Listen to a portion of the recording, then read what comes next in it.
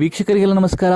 Welcome to my YouTube channel. Zee Kannada ವಾಹಿನಿಯಲ್ಲಿ ಜಗದಾತ್ರಿ ಎಂಬ ಹೊಸ ಕತೆ ತೆರೆ ಮೇಲೆ ಬರೋದಕ್ಕೆ ಸಜ್ಜಾಗ್ತಾ ಇದೆ.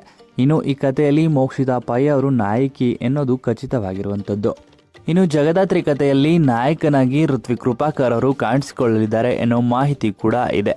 ಹಾಗೇನೆ ಈ ಕತೆ ಯಾವಾಗ ಆರಂಭವಾಗುತ್ತೆ ಅನ್ನೋ ಕುತೂಹಲ ವೀಕ್ಷಕರಲ್ಲಿ ಇದೆ.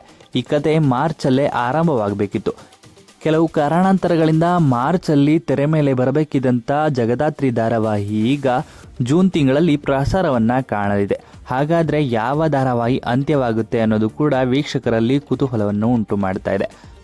ಸದ್ಯಕ್ಕೆ ಜಿ ಕನ್ನಡ ವಾಹಿನಿಯಲ್ಲಿ TRPಯಲ್ಲಿ ಮುಂದಿರೋದು ಅಂದರೆ ಕರ್ಣ ಅಂತಾನೆ ಹೇಳ್ಬೋದು.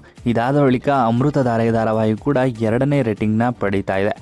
ಇನ್ನು ಅಮೃತಧಾರೆ ಧಾರಾವಾಹಿಯ ಕತೆ ಬೇಗ ಸಾಗ್ತಾ ಇದ್ದು ಕೊನೆಯ ಹಂತವನ್ನು ತಲುಪಿರುವ ಹಾಗೆ ಕಾಣಿಸ್ತಾ ಇದೆ.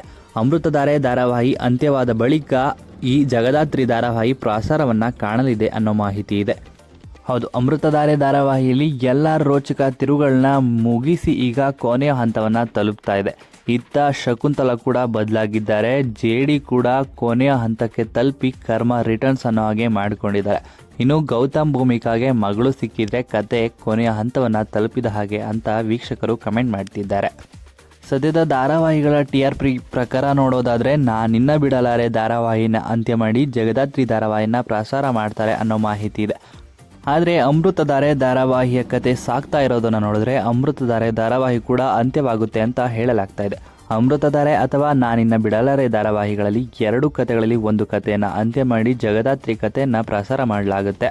ನಿಮ್ಮ ಪ್ರಕಾರ ಯಾವ ಕಥೆಯನ್ನು ಅಂತ್ಯ ಮಾಡಿ ಜಗದಾತ್ರಿ ತೆರೆ ಮೇಲೆ ಬರಬೇಕು ಅಂತ ನಿಮ್ಮ ಅನಿಸಿಕೆಯನ್ನು ಕಮೆಂಟ್ ಮಾಡಿ.